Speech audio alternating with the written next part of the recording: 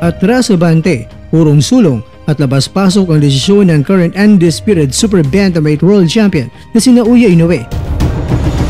Kung aakyat na ba sa featherweight division o hindi muna, pero ganun pa man, Inoue nagbigay ng malagang anunsyo sa lahat ng mga fans na nagsubaybay sa kanyang karera.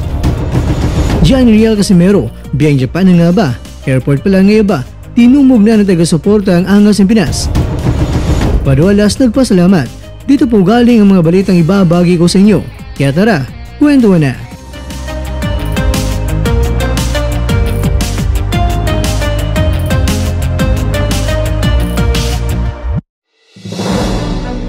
Dumalo si Inoue sa isang special talk sa Tokyo noong September 25 kasama itong si Kento Yamazaki at doon ay napag-usapan ang patungkol sa paparating na laban niya ngayong buwan ng Disyembre at sinagot din ni Inoue kung akin na ba talaga siya sa featherweight division sa susunod na taon. Bago nagbigay ng kasagutan itong si Inoue ay binunyag niya muna na 3 oras bawat araw siya ay nag-ensayo ng boxing. Ayon pa kay Inoue, napakahalaga talaga ang oras o panahon para makapag-desisyon na siya pero gusto niya ay paisa-isa muna hakbang gagawin niya.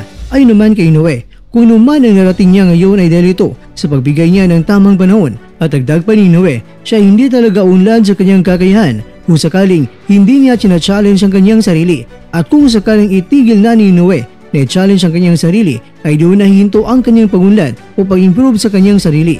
Kaya binunyag ni Inoue na ang gusto niya talaga ay ang mga laban na puno ng mga challenges. Dapat ang mga malalakas na mga boksingero ang kanyang harapin at aakyat na siya sa featherweight division.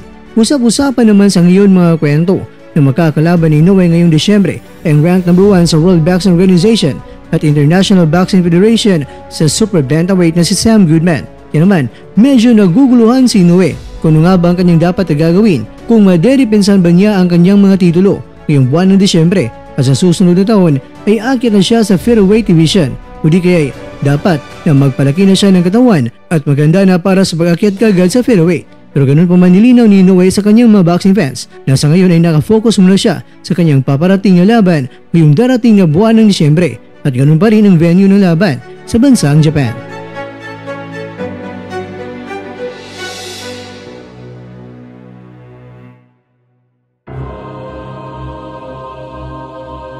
Mga agakwento, labis-labis naman ang pasasalamat ng Quadruelas dahil sa suporta ng ating mga kababayan na ipinamalas at sinabi pa niya na itataas niya ang bandila ng Pilipinas at may dagdag na mensahe pa siya. Sinabi niya na maraming salamat sa dasal at suporta. Kakwento, atin nilang munang subaybayan kung didiretso na ba ang Team Casimero mula Pinas papunta kagad sa Japan. Kaya ang update ng Team Casimero ay ating sabay-sabay na aabangan.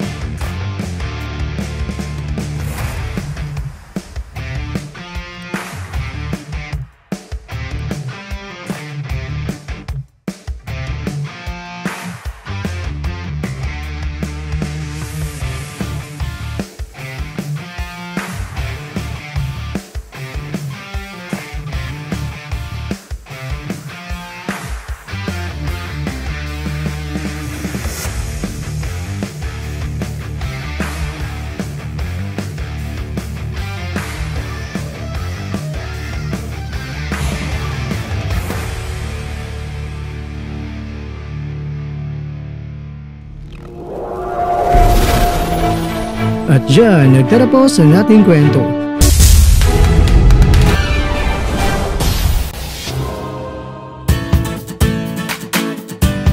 Maraming salamat mga kakwento sa inyong panonood. Pero baka naman mga kakwento ay nagustuhan niyo po ang kwento natin ngayon. Baka pwede niyo po akong mabigyan dyan ng like, subscribe at i-click na rin sa bell button. Pero bago tayo matapos mga kwento ay syempre, shoutout po muna tayo dyan sa ating mga kakwento. Kay kakwentong Sunny Esteban, kay kakwentong Haxon, kay kakwentong EMC Sports, at ikaw kakwentong nanonood ngayon, shoutout nyo dyan. Bueno, hanggang dito po muna ang ating kwentuhan at abangan nyo na po ating susunod na video. At dito lang po yan sa isang channel na kung saan maaaring ito'y mga kwentong di pa na kwento. sa inyo.